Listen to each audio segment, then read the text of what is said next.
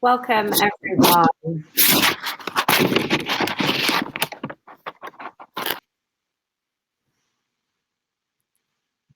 Okay, we are going to give it a couple more minutes before we get started, just while folks are gathering here. You'll notice just a couple of technical things. You have the message where you are able to do direct messages between participants and speakers, and you also have the Q&A functionality. So if you have any questions that come throughout the session, please pop that there and we will have time at the end. And then you also have the public chat functionality. So those are kind of three key components for you to look out for. Last but definitely not least is the reactions button. So you will see that on the screen. As we are going out through this conversation, please feel free to share your reactions there with those emojis so that we can get a pulse for the room. It's a really great way for the speakers to be able to engage. And with that said, we're going to just give it a couple more seconds for folks to join, and I will pass it over to our host today, which is NationBuilder's co-founder and CEO, Leah Andress. Thanks so much, Sorsha. Hi, everybody. I wish we could see faces, but we'll go through emojis. So welcome. I know that we have folks from a bunch of different time zones. So good morning, good afternoon, and good evening. As Sorsha said, my name is Leah Andress, and I'm the co-founder and CEO of NationBuilder. We are a mission-driven tech company, most known for making software for leaders.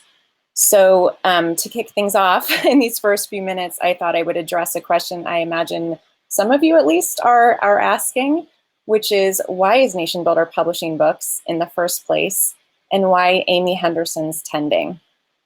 So I think the easiest way to answer that question is just to say that NationBuilder started with a story at its center, the story of our founder, Jim Gilliam.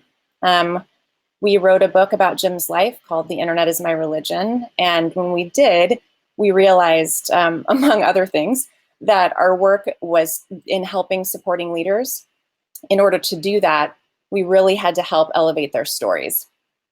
And so there are many ways to do that, of course, which we try to do daily. But what's possible in the context of books, and in particular memoir, is really special.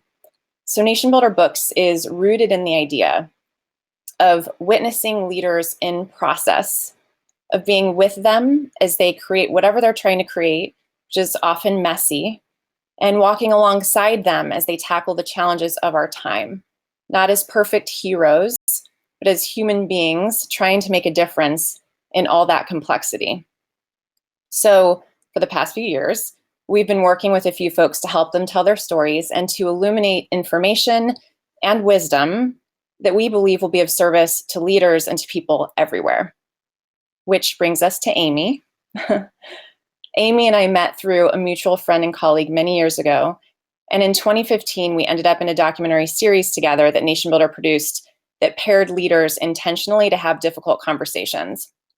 And in many ways, that conversation, which happened when Amy was in her third trimester, pregnant with her third child, was the beginning of this book.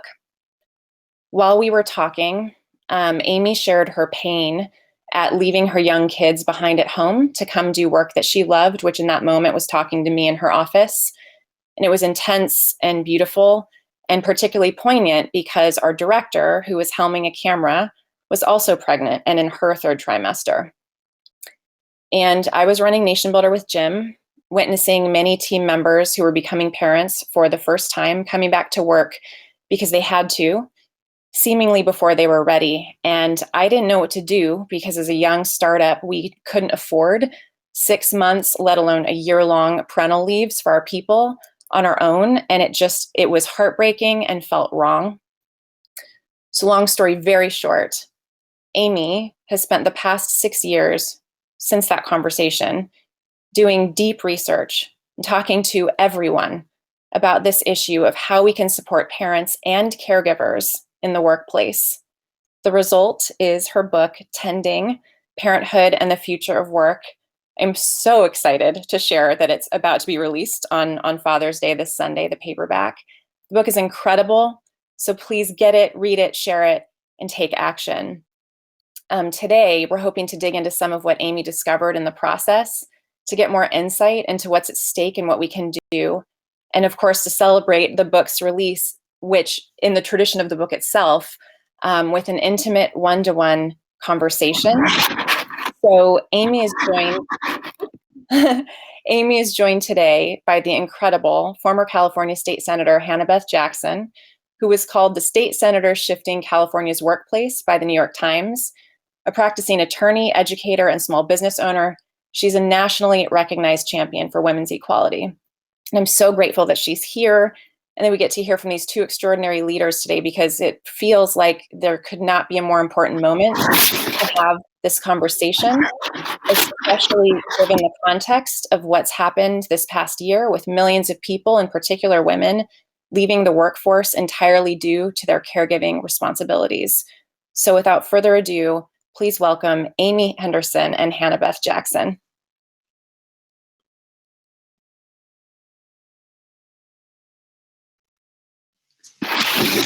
Thanks so much, Leah. That was a beautiful introduction.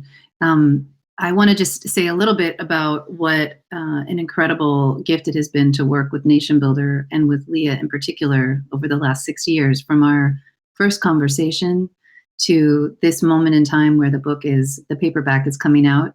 It has been a real journey. And Leah, you in particular have been a midwife for this narrative in a way that made it more rich, more nuanced, more vulnerable than it would have been otherwise. And I acknowledge and appreciate you. Also, I think one of the gifts of publishing with NationBuilder is that the intention behind writing a book with NationBuilder isn't just to get a book out into the world, but to use it as a catalyst for action, which is why I'm particularly excited to be having this conversation today with Hannah-Beth Jackson. We are at a moment in history where there is potential for great change and where the need to more meaningfully support our parents and caregivers in the workplace has become visible in a way that it was not visible before. And I think that this moment in history is one that we need to double down on, take advantage of, recognize, and work across many different sectors to realize. I focus quite a bit in my book on the private sector. That's my focus, around how the private sector can step up to meaningfully support parents and caregivers. And I don't focus as much on legislation and the critical role of policy in creating a better future, which is why I'm excited to be in conversation with Hannah-Beth Jackson today, because I'll talk more about why her unique background and experience and our connection is critically important. But I think just to frame the conversation, I think the next level of transformation is going to require legislation, and it's going to require us to translate the wisdom that I unearthed and wrote about in my book into policy change. And that's why I'm excited to be in conversation with Hannah-Beth Jackson. But Hannah-Beth, why are you excited to be here for this conversation today? Well, I'm delighted, first of all, having been able to read your book in an advanced copy and all, and just admire your courage and your candor in talking about your experience and the challenges associated with being a working mom. And being pregnant with your third child at the same time you were actively engaged in very meaningful work that you loved, and the tension that is created, and also the guilt that society places on women who have the audacity to want to have a professional life or a career, or women who actually have to do so in order to survive, and the responsibilities of caregiving. It is really a no-win situation. And in your book, you describe the physical, the emotional, the mental anguish that is associated with the convergence of all of those things, both personal and societal, the expectations, and what I think is really helpful for those who hopefully will read the book is that those are common experiences that we all share as parents or caregivers, whether or not we are mothers or caring for elderly parents or grandchildren. The responsibilities of caregiving are really very daunting in a world where so many women have to work and so many women feel fulfilled by that work. So I was really so pleased to see and to be able to experience and share in that journey that you took, which you were so candid about.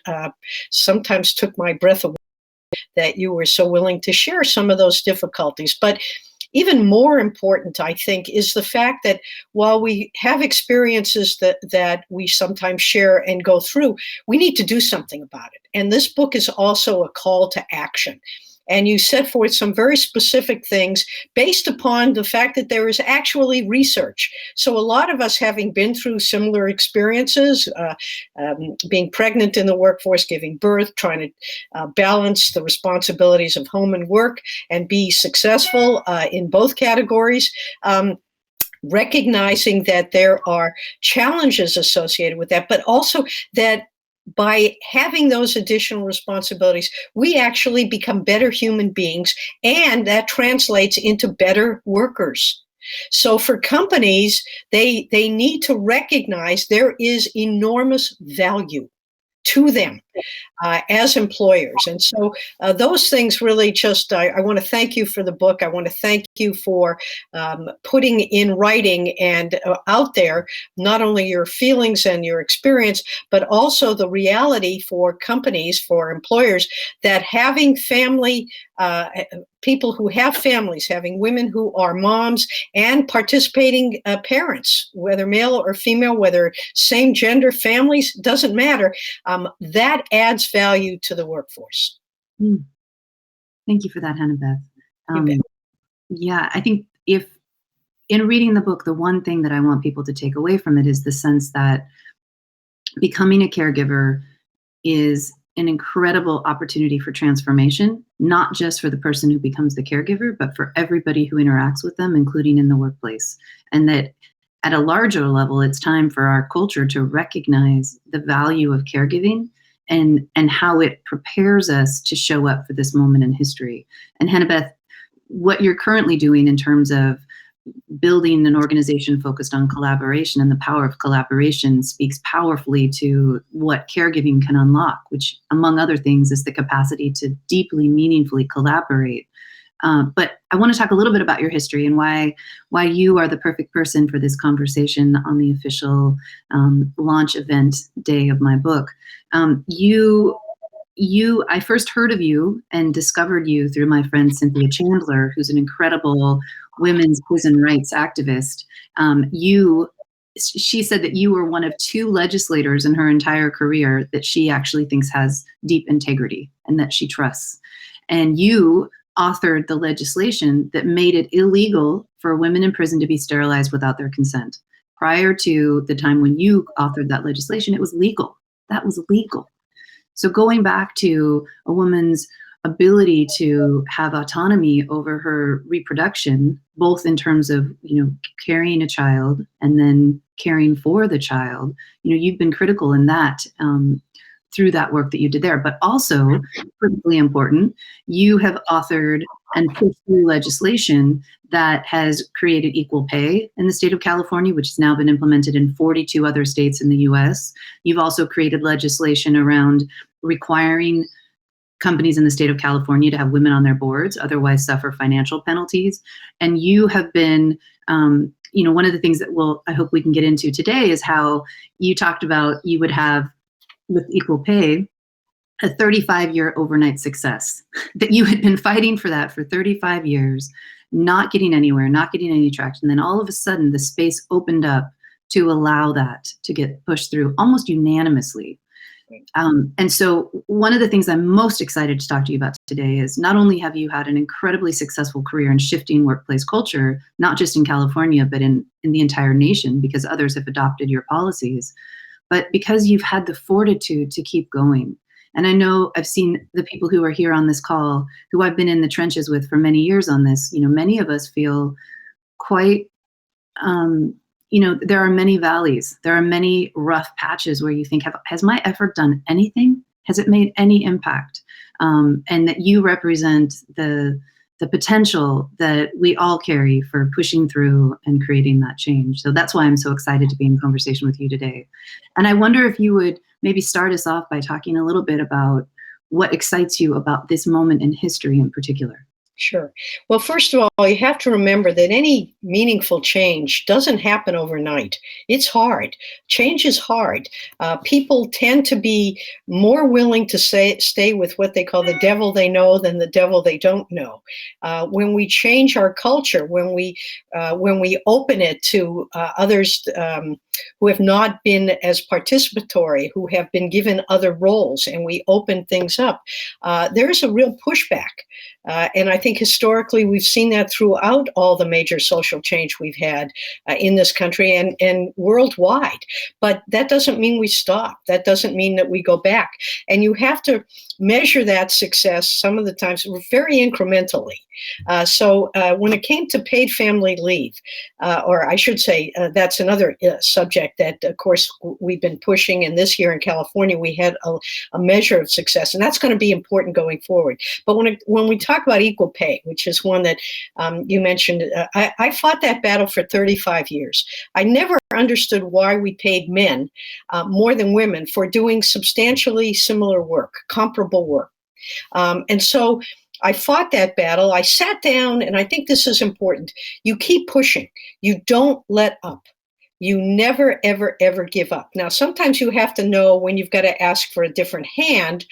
You may lose in one direction, but you try another. You know, if the door doesn't open on option A, you go to option B. And so when I was dealing on this issue of equal pay, I spoke to the opposition. I said, what is there about this that you don't like? We know that the value of paying women fairly and equally for work that is comparable, if you will, benefits the economy. And we had the data to show that, which you also have done in your book.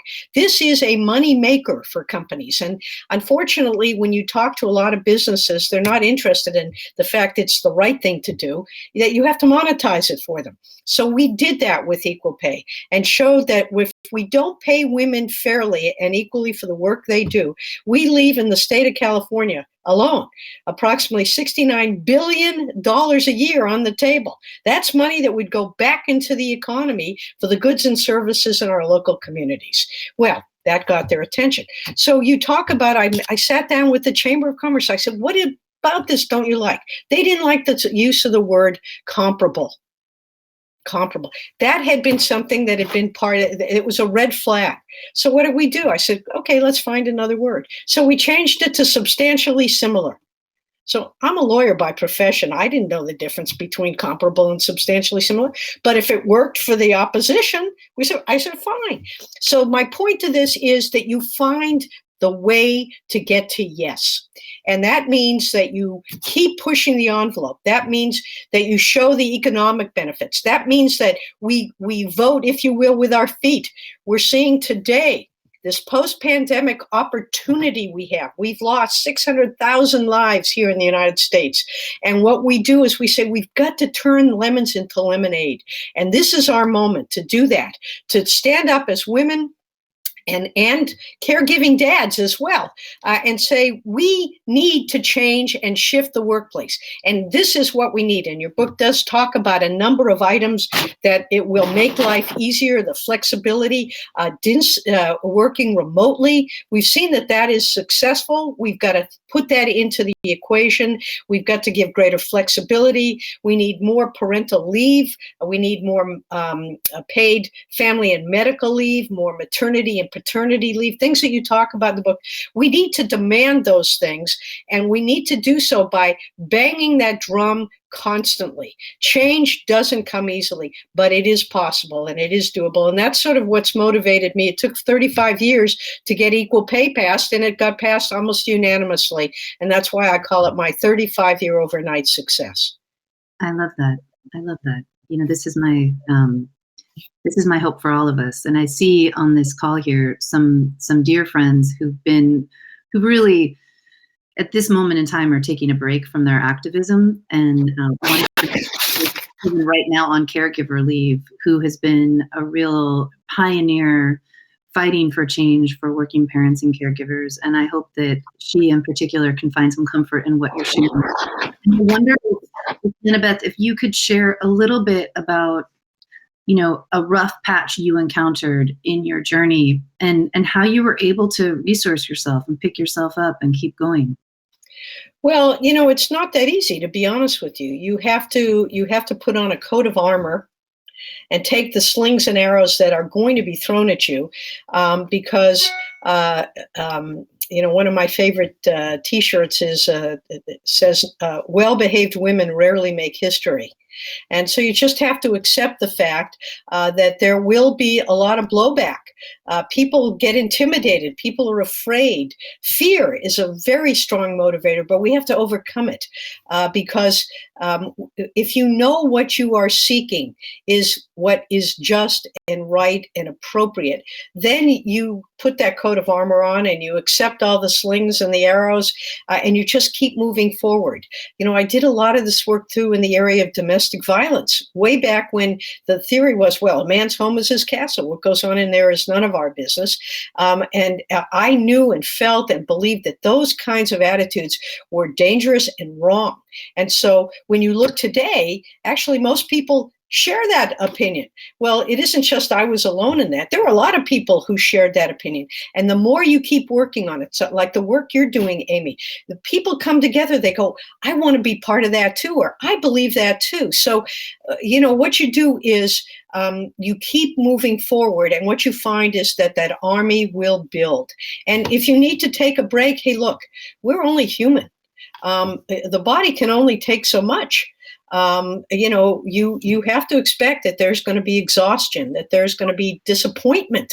There's always disappointment in life, but that doesn't mean you stop. You might take a break. Find something that gives you joy. I think that's really important, no matter whether you're in the middle of the battle. You got to step back every now and then. And I know Ellen DeGeneres says you got to dance.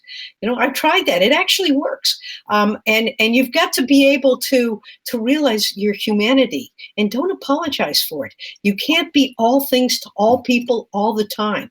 You just, when you have that inspiration, when you've taken that break and you've stepped back, you go, okay, now I'm going to spend more time doing X. I'm going to, I know people who like to quilt. I mean, whatever. You just have to find what gives you joy and what also helps you sort of recharge your batteries. We are not super people. We are just human beings. And but many of us feel the need to keep fighting that fight. And today on the internet, and I'm an old lady, I've learned about hashtags. And once you hashtag, you find that there are a lot of other people out there that want to share that with you. You also find there are people out there that really don't like what you're doing, and they're going to say all sorts of things. And so I have found that I actually find the humor in people who just do not wish me the best of luck. But okay, but there are a lot more people out there that really want to get together, and there is that power in collaboration. There is that power in compassion. And that's one of the things your book talks about. Parenting, there are times of great joy and satisfaction. There are times when you just wonder, why did I even do this in the first place? But that's what we all experience. That's our human condition. And we've got to accept it and embrace it and make it better. I couldn't agree more. One of the things that I think is important to acknowledge in this conversation is that I chose to launch the digital book of tending on Mother's Day, but the print book on Father's Day. And the long ago conversation Leah and I had 6 years ago, in which I started talking about my journey as a working mom, I remember saying very specifically that data and dads would never understand the experience of being a working mom. And my original co-founder, Janet, who's here on the call, said to me, Amy, you have to include dads. You have to include them in the conversation. And I was really resistant at first. But now I know, these 6 years later, that if we are going to create the change that we need, dads are not only necessary, they are critical and central to this conversation. And I would say all male caregivers. And I want to give a shout out to my own dad who's here listening to this recording, and to some other incredible dads who I know are here, Mar Bailey, Brian Dellett, Scott Liebman, who've been a critical part of this work, who've been pioneering in their own spaces on behalf of working parents and caregivers. And I think it's really important to acknowledge that you said, when you stay true to the vision of your work, that others come too. and that others find their way into the change that you're committed to, and so that you're no longer alone as the bird breaking the wind for everyone else in the flock, that you can take turns, you can come back and let someone else break the wind for you for a time, and you can find that community that's committed to that same change. Also along the lines of data, I said those many years ago, data will never understand the experience. And now here we are all these years later. And I actually, part of the reason I was excited about having you in conversation today was that one of the actions that we have catalyzed to time with the launch of the book is asking employers to capture data around the caregiving status of their employees and how it impacts hiring, promotion, retention, and compensation. And we went in to ask employers to do this, which we thought they would be eager to do because that data would give them the information they needed to create the change that's needed. We discovered that employers really don't have the capacity to do that to the extent that we had hoped. And so looking deeper into what's enabled employers to capture that data in the past, it's legislation. And it's legislation that you've written that has required employers to capture data around race and gender and how it impacts individuals at different levels within a company. So I'd love for you to talk a little bit about the importance of data at this moment in history, your journey of getting employers to track data and making it required, and how you think that might be impactful now. Oh, I think it's very, very important. I did a bill actually just last year to continue that path on equal pay. Companies, usually it's sort of subconscious or unconscious. Equality within the workforce is not a driver, has not historically been a driver for companies. So it's not something that they've ever really paid much attention to, except to say, oh, we do that. Well, you've got to put a mirror in front of them. And that's what the data is. The collection of data puts that mirror in front of an employer so that they know whether or not what they think is going on is in fact going on. And it also requires that they look at themselves carefully and with circumspection. Are we doing this right or not? And what actually most companies will find when it comes to gender and racial equality within a company is that women and minorities or people of color generally are in the lower paying job categories.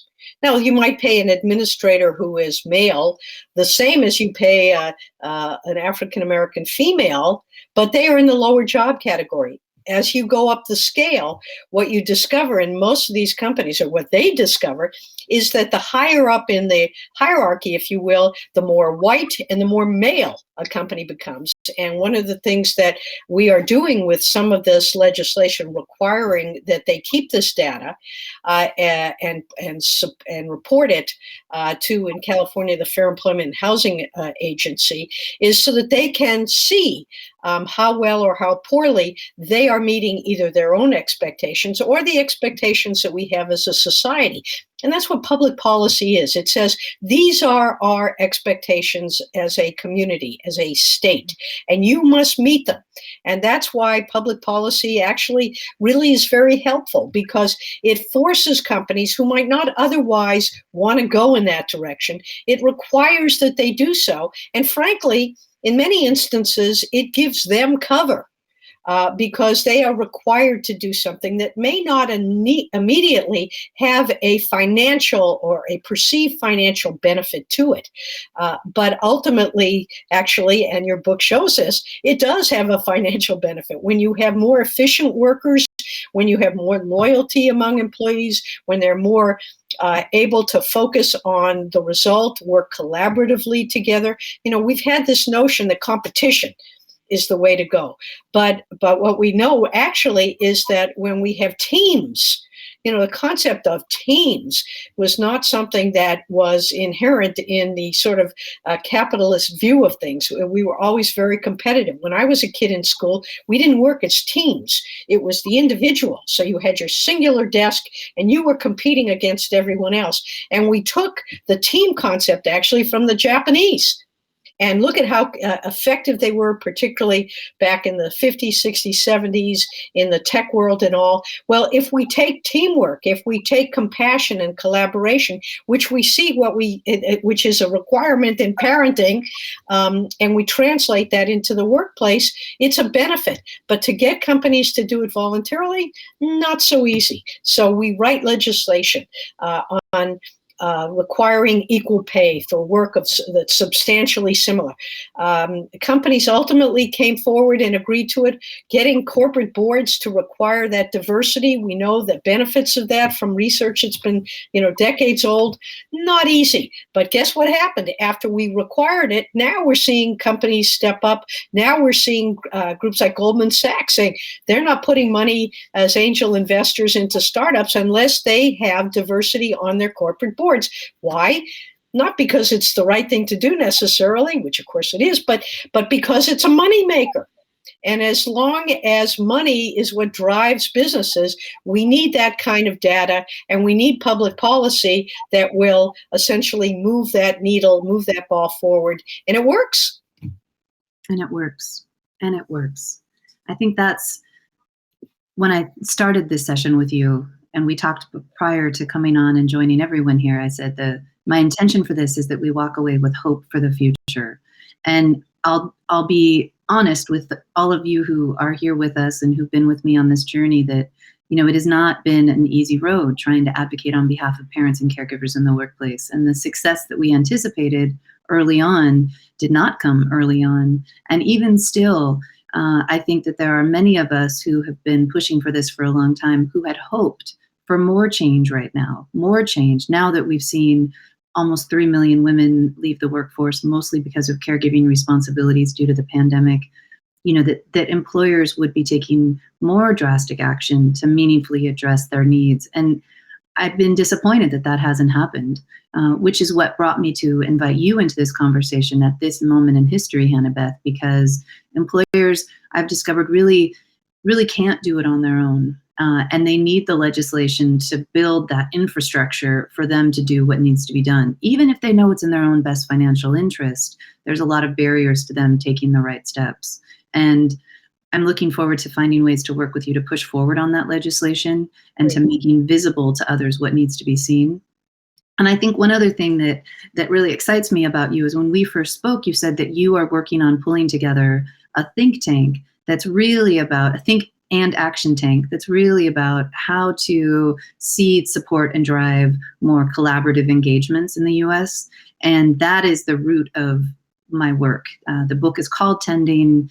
The business that I run is called Tend Lab, because what Parenthood unlocks, and this is true for both men and people of all genders who show up meaningfully for the job, is the capacity to deeply and meaningfully collaborate.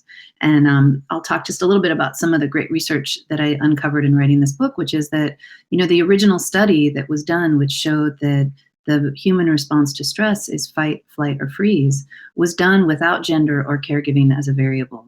And researchers at UCLA who redid that study in the 90s found that the female response, and by extension, the caregiver response, so any person of any gender who shows up for caregiving, is more likely to respond to stress by tending and befriending, by seeking out collaborations with those around them to meaningfully respond to whatever stress is threatening them.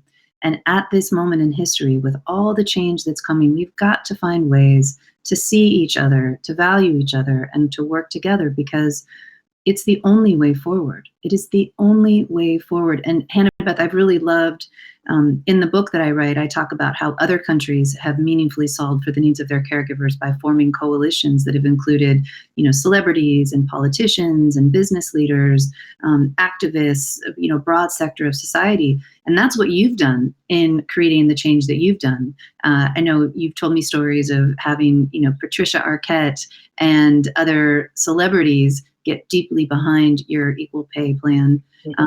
And also, business leaders like Mark Benioff, who said, yes, this is a critical thing that needs to happen. What might be possible at this moment in time to unlock the value of caregivers and the way that our culture perceives them? Well, this is the moment, because we've all been home. and our children have been home, and we've been working from home. And what we have seen is women saying, we can't do all this.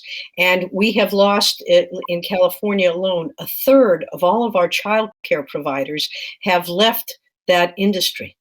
And so we were always behind the 8 ball, if you will, never had enough slots, if you will, or we had too many slots, let me put it this way, way too many children needing childcare who weren't able to get it because there was not enough out there. So we had, I think they estimated 200,000 or more children who could not get into childcare programs because they weren't available. Well, now it's worse.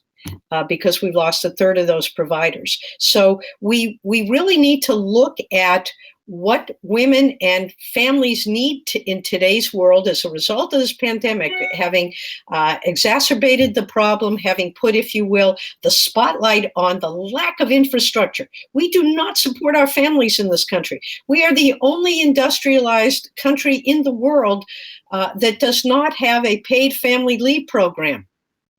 So people cannot take time off from work to care for themselves or their children or themselves, their grandparents or their parents when the need arises. And of course, we've seen that so desperately during this pandemic, where grandparents used to take care of grandchildren. Well, we couldn't get the two of them together. Grandparents were particularly vulnerable to serious consequences and death as a result of COVID. And so weren't able to take care of grandchildren. That left the job on parents. We are seeing today, and I think this is both scary and exciting, a lot of people aren't going back to work. A lot of people are saying no to their employers. I'm not coming in 5 days a week. I need to be able to work remotely. I need access to childcare. And, you know, when Kamala Harris ran for president, she was the first candidate ever to run for president on a platform that talked about the need for childcare. And in the current, I think it's the family plan that the Biden administration has been trying to promote, which sadly is not moving as it should. There was a commitment to putting billions of dollars, which we need more than a few billions, into creating a childcare infrastructure. And what I would like to see, and my hope is that as we talk about our demands, look, if you ask nicely and politely, nothing happens, I can assure you, having tried this for decades. You have to be forceful and you have to demand it. And you have to have consequences there. Companies need to know that their workforce that they desperately need ain't going back to work unless you meet A, B, C, and D. It used to be an employer's market. Well, it isn't now. What do we need? We need to have a raise in the minimum wage to get those workers back. A lot of our frontline employees are really tired. They are exhausted. We have required them to be out there. Many of them have gotten COVID. Many have died. They're going, I can't do this anymore. We need to be able to accommodate their demands.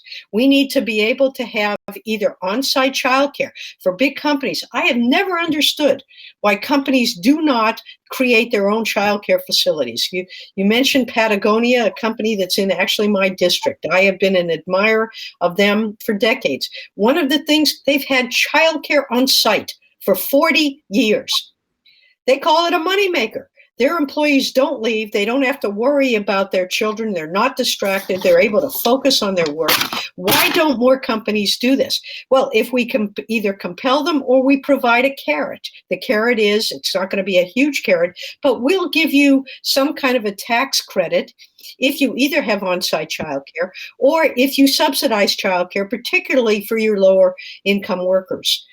Because otherwise, and particularly our mid to upper level women employees say, I can't afford to go back to work. I pay more in childcare than I make after I pay my taxes.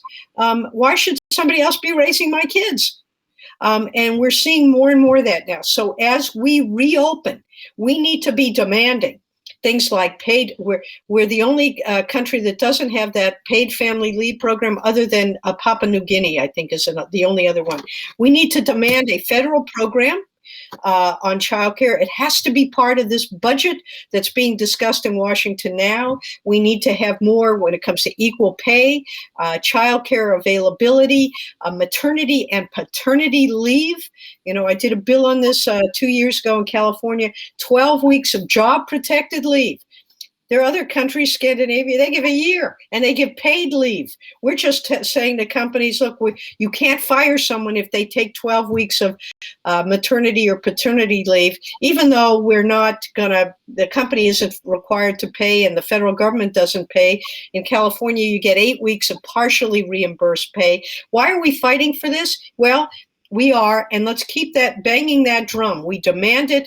The government right now is putting a lot of money in infrastructure. Caregiving is infrastructure. We need to keep pounding that drum. This will be transformational. And is it going to happen today? Unlikely. Tomorrow, who knows? But it's got to happen in the near future. And we have to keep, again, banging that drum and demanding it. Demanding of it of our political leaders. You say to them, where are you on the issue of childcare? And if you're not willing to provide subsidies, if you're not willing to give families some kind of a tax credit, I'm not voting for you. I'm a recovering politician. I know that that's an important statement. Your people, your voters need to support those issues and tell you have to support them as well. Amen. Amen. Hannah-Beth, I think, I want to acknowledge that also with us today, and a big part of the community that's been working with me to drive this change is a community of entrepreneurs. There are several of them here with us. I see Felicia, I see Anne, I see Leslie, I see Mel. I see lots of folks who are here, committed to driving forward the same change that we're talking about. And it is going to take a coalition of many forces to make that possible. And you and I have talked about how we're going to work together to drive forward that on the legislative front. I wonder what you would say about the need to value ourselves in this journey. I know we had talked in an earlier call about how so often the women and men who are leading, for instance, the caregiving groups inside their companies, the employee resource groups, that they're doing unpaid labor that isn't valued, that drives exponential impact to the company, but that doesn't impact them personally in any way that's actually beneficial. I wonder if you could talk a little bit about those of us who are leading the ERGs within our companies, who are launching entrepreneurial ventures. I know several of the folks who are here have gone quite a long time not making any income or making much less than they could in other industries because they're committed to creating change. Can you talk a little bit about what might be done to more meaningfully value and resource those who are doing this labor that is, like childcare, not seen and not valued as much as it should be? Well, I think one of the consolations to that is that you are the change makers. You are the leaders. You are the courageous ones who are demanding the change occur. There is a benefit to that. So I can assure you, I've gone through years, the slings and the arrows. But to me, that doing these things, and they certainly don't pay. And you're right. There's a lot of vilification, but to be able to make positive change is, I think, for many of us, why we're here. You have certain qualities of determination, creativity. This is very creative work. How do you get to yes with people who are just kind of folding their arms and saying, no way? That requires real creative thinking, bringing people to the table who absolutely don't want to be at the table. I think there are a number of different avenues as well. You've got to work within the company. You've got to work, and again, Amy, the work that you've done that identifies how there or why and how there is value. That, we live in a society where a capitalist country, money is what we value, whether we like it or not. It's what speaks to people. Well, if you are a shareholder in a company, one of the things that we've done with, again, women on boards, shown that companies that have a critical mass of women in the boardroom, making decisions. These companies are more profitable, they're more transparent, they're more risk averse, they are benefits to your shareholders. You get your shareholders to make those demands. Nothing appeals to a board member more than saying, well, we're going to vote you out of your position. When I get a shareholder, a stockholder prospectus and proxy, I send it back. If I don't see any women, I say, where are the women candidates? Where are the women on your board? I'm not voting for any of you until you put more women on the board. We can do that in the area of childcare. What are your childcare policies at your company? What are you doing to provide flexible workplaces? Do you provide maternity and paternity leave for your employees? What are you doing to retain your employees? What are you doing to determine that you have equity and inclusion and diversity, because we know how critically those are important to the health of a company. There are all sorts of things that can be done on that level. And of course, again, you're right. If we can get to the policymakers so that it isn't an ask, it's not a pretty please, will you do this? I used to say pretty please with a cherry on top. No cherry, no pretty please. You are required to do this or there will be consequences. And companies then say, well, we had no choice. I mean, you take a look, excuse me, companies like Facebook, whether it's real or not, but they're saying, you've got to give us some direction. You've got to pass some regulations because we don't know what's expected of us. And you're right, they can use that as a safety valve. Well, let's get that legislation out there. Let us demand a federally paid medical and family leave program for all Americans.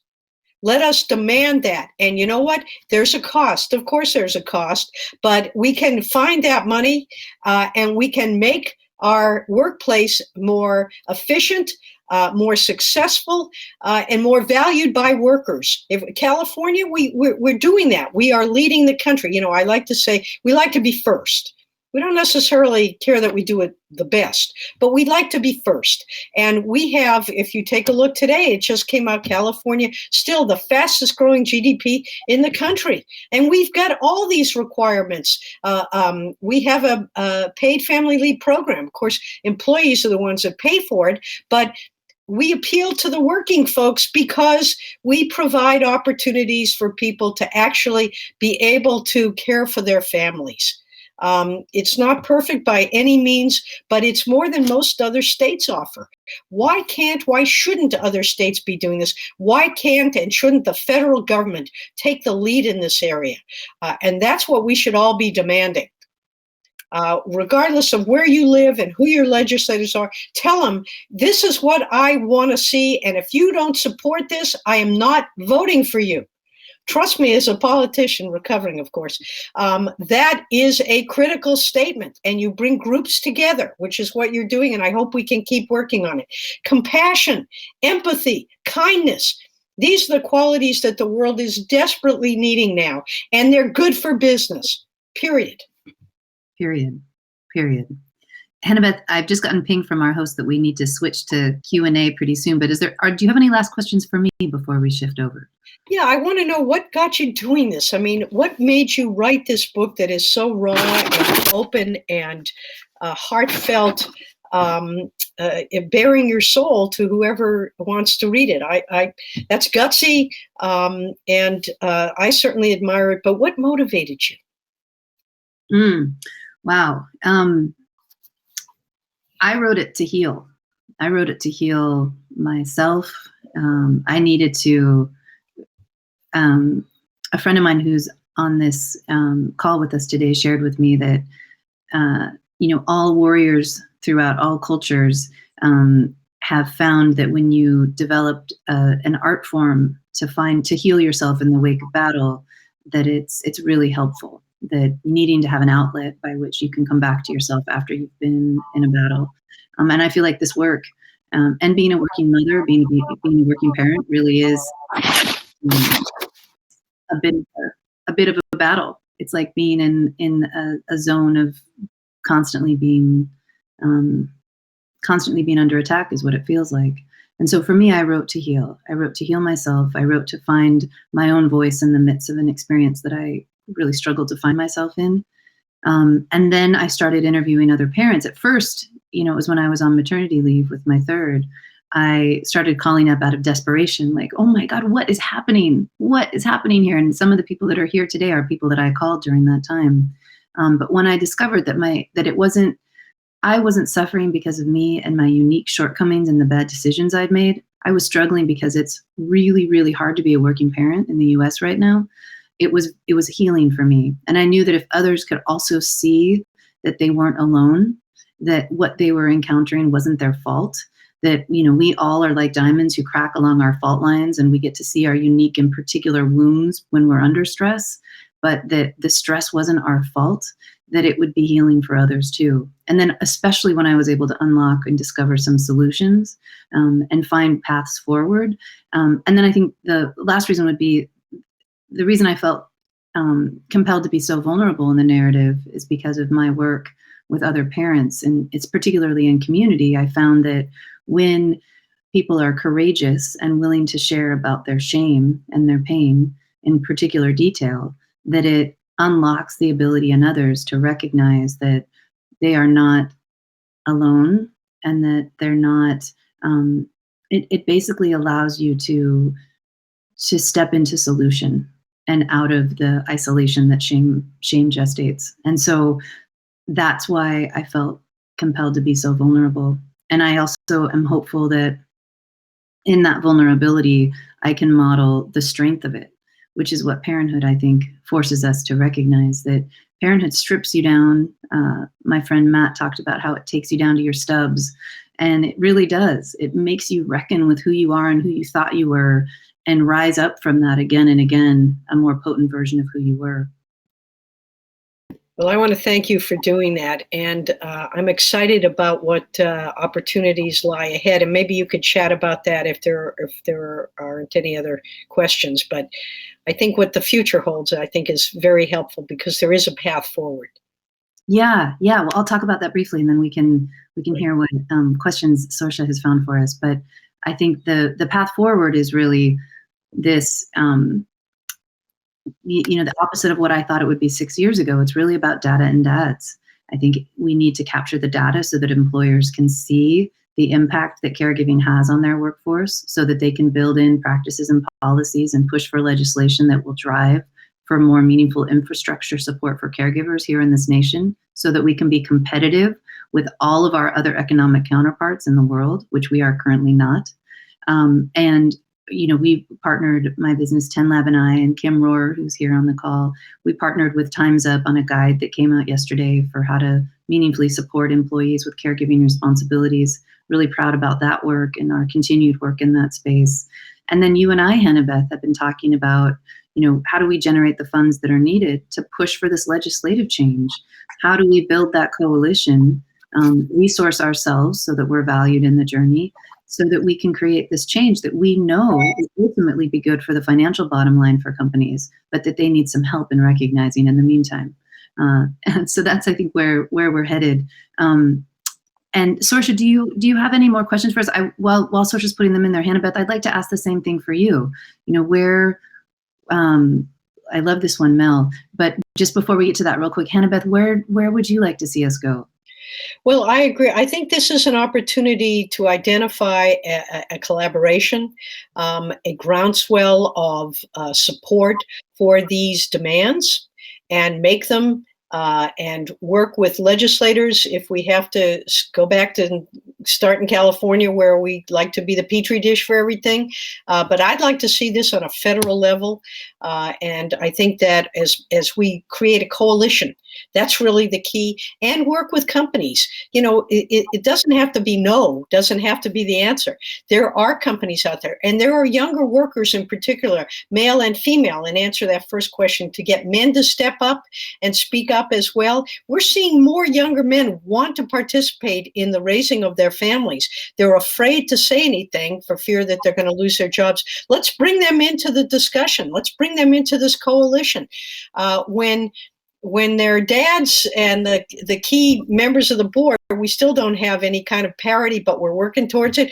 Here, that men aren't going to come to work unless they have these opportunities as well. Sadly, that will gather the attention of some of these old guys who, as is pointed out, our system was not designed to have two working parents or a single parent caring for children. There's supposed to be mom at home, and dad is out in the workforce, can work all days, hours of the day and night. Mom will be there. That's not the world we live in. Frankly, it's never been the world we've lived in.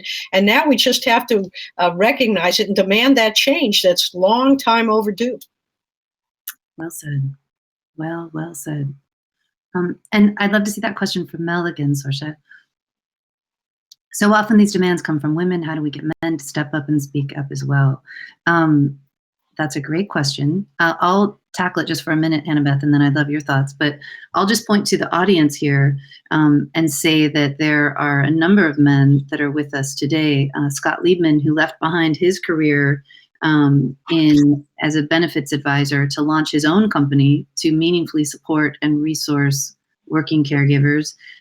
John Bratzis, who is with NationBuilder and is a deeply involved dad and also a real advocate, from what I understand, for other caregivers.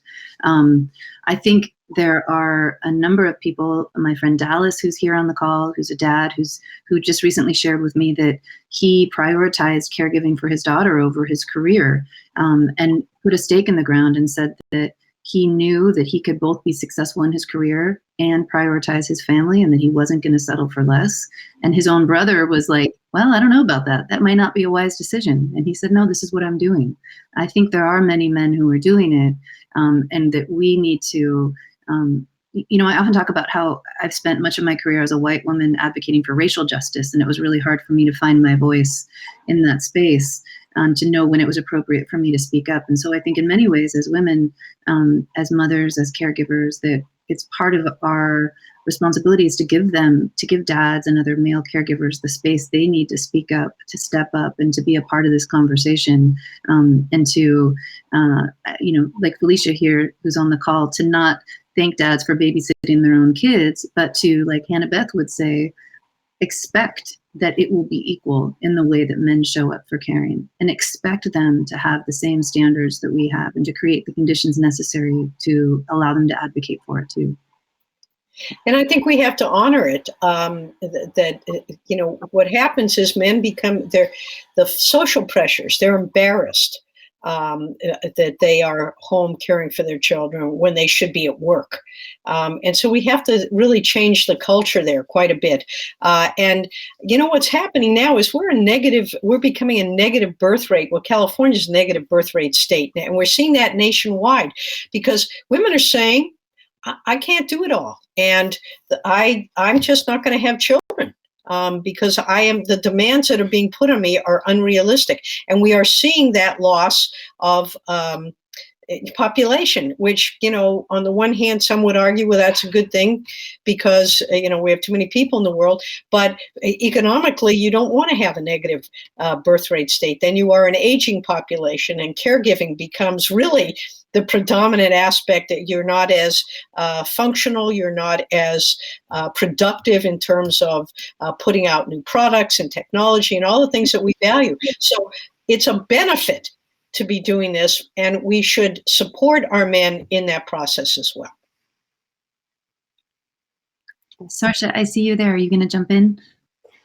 I am. Just first off to say thank you both for a absolutely phenomenal conversation and the call to action today. Everyone who is on the call, we really want you to be a part of Amy's movement, amyhenderson.org. I'm going to pop into the chat here where you can go and actually buy a copy of the book. Please make sure to do it. The hardback comes out on Sunday. And join the movement. There is a lot in this conversation, as you heard from Amy and Hannah-Beth today. So thank you everyone for being here. And yeah, Amy, Hannah-Beth, anything to close out with? Amy, this is your book, your moment. Thank you so much for all you're doing, and I look forward to working with you and the people here on this call to make the change that is long overdue. Yes, yes. And I am so grateful to you, Hannah-Beth, for all that you've done to get us to this moment in history and for the wisdom that you've shared. I've been thinking quite a bit about your 35-year overnight success, and sort of carrying that around and savoring that as some wisdom for the journey. I am hopeful that everybody who joined today will feel some hope for the future, because change is hard and it takes a long time, but it is a gift in the way that it unlocks the best in us as we work for it. Awesome. Thank you everyone so much for joining us. We will be following up via email. And again, make sure to get yourself a copy of the book. Amy, thank you for the work you're doing. And Hannah-Beth, thank you so much for being in conversation today. Thank you. Thanks, Amy. Thanks, everyone.